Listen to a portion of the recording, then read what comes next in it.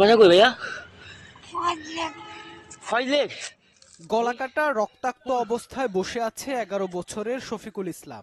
বর্ণনা দিচ্ছিল কারা এমন অবস্থা করেছে তার।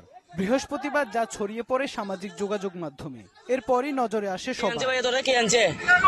সুজন হ্যাঁ, সুজন আইনি হন তো, সুজন ইতারে সুজন আইনি দে। সুজন কে?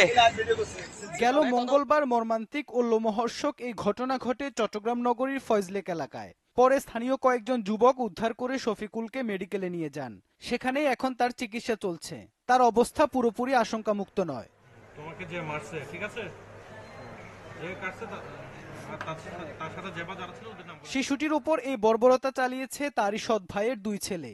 তাদের বয়সও প্রায় একই। পান সিগারেট বিক্রির বক্স নিয়ে রাস্তায় বেরিয়েছিল শফিকুল। এই সময় 2 ভাতিজা তার কাছে টাকা চায়, কিন্তু দিতে না চাইলে কৌশলে তাকে নিয়ে যায় নির্মাণাধীন একটি ভবনের ছাদে। সেখানেই তার গলা কেটে দেয় দুজনে মিলে।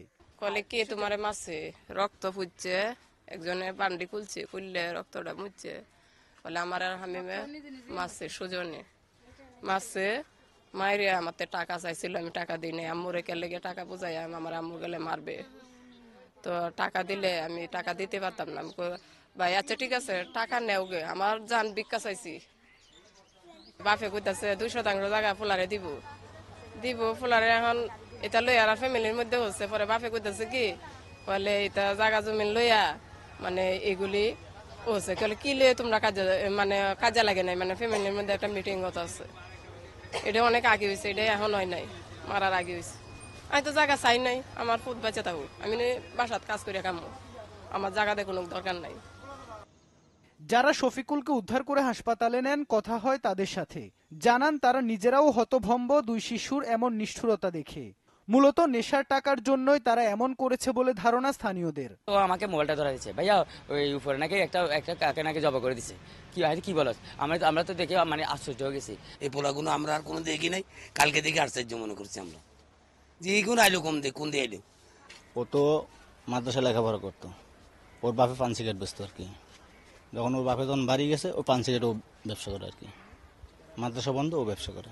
নিশা পানি খায়, ওগুলো মনে হয় ওরে সিফাত নিয়ে টাকা দেয় না, নাহলে সিগারেট চাইছে। অনেকদিন দেখছি ওনার ছেলে ডাক দিচ্ছে, আমি ছোট ছেলে থেকে সিগারেট খাস কেন, তোর বয়স হয়েছে সিগারেট খাওয়ার জন্য, এগুলো বলছি ওর। আমি অনেকদিন ডাক দিছি ছেলেরে, আমি তোর আব্বা আমার বিচার দেবো দেন গা যাই আপনার সমস্যা কি।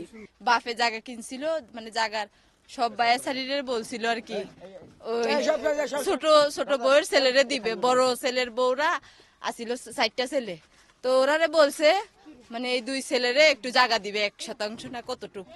তারপরে এইগুলা লয়ে ঝামেলা কইরে চিন্তা ভাবনা করে ওরে সরাইলতে চাইছে, 2 ভাইয়েরে সরাইলতে চাইছে। আমি ছেলের সাথে দরকার নাই, আমার দরকার আমার ছোট ভাই বেঁচে থাক, আমার ছোট ভাই বেঁচে থাক, আমার ফুলা আমার থাকতে থাক। আমি ফুলারে আমি ওখানে যাই নাই দেখতাম, আমি আমার ছোট ভাইরে ওখানে দেখেছি। আমি প্রথম শুনলাম আমার ছোট ভাইরে জব করে দিছে। এরপরে আমি দূরে গেলাম ঘটনাস্থলে, যাওয়ার পরে যে পুলিশে আমার গ্রেপ্তার করছে। আমার ফুলারে খুঁজ দিছি মোটরসাইকেল দিয়ে, খুঁজে শুনলাম যে বাজারে কাঁচা বাজারে, তখন কাঁচা বাজার থেকে আমার ফুলারে ধরাই দিছি পুলিশে। ঘটনার দিন রাতে জড়িত সুজন আর হামিমকে আটক করে পুলিশ। আদালতে জবানবন্দি দেওয়ার পর তাদের কিশোর সংশোধনাগারে পাঠানো হয়েছে। গামছা দিয়ে পা বাচ্ছে, হাত বাচ্ছে, বাইরে জবাই করছে। তো জবাই করার কারণে এটা কেটে গেছে, কন্টেনার এটা কেটে গেছে, কিন্তু ওই যে আর বাকি সব ঠিক আছে। আমরা খবর পেয়ে তাকে উদ্ধার করেছি এবং আমরা নিজেরাও তার রক্ত দিয়েছি। তাকে আশঙ্কাজনক অবস্থায় আমরা হাসপাতালে নিয়েছি।